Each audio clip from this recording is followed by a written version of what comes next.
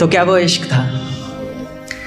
क्योंकि कभी जो नज़रें मेरा रास्ता देखा करती थी, मुझे ही देखकर जीती मरती थी, आज वही नज़रें किसी और की नज़रों में देखकर प्यार का इजहार कर रही हैं। तो क्या वो इश्क था?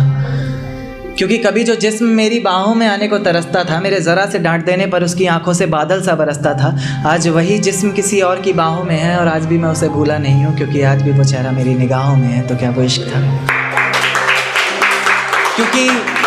क्योंकि कभी तुम मुझ में अपनी बाहें डालकर मेरी बाइक की पिछली सीट पर बैठा करती थी, मेरे कंधे पर तुम्हारा सर होता था और तेज़ हवाएं तुम्हारी जुल्फ़ों को छूकर गुजरती थी, पर न जाने क्यों आज हवाओं की बजाय तुमने अपना रुख मोड़ लिया। तो क्या वो इश्क था?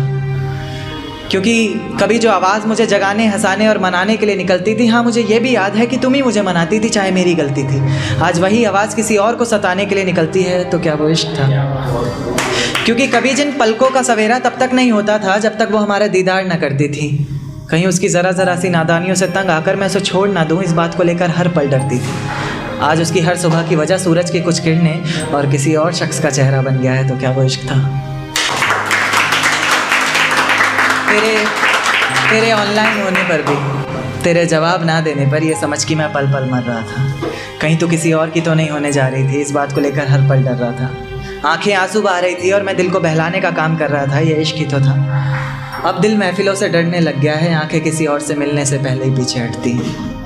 अब दिल महफिलों से डरने लग गया है, आंखें किसी और से मिलने से पहले ही पीछे हटती हैं। खुदा तुझे भी एक दिन ऐसा दिखाए, क्योंकि तुझे भी तो पता चले कि भीगे हुए तकिए पर रात कैसे कटती है।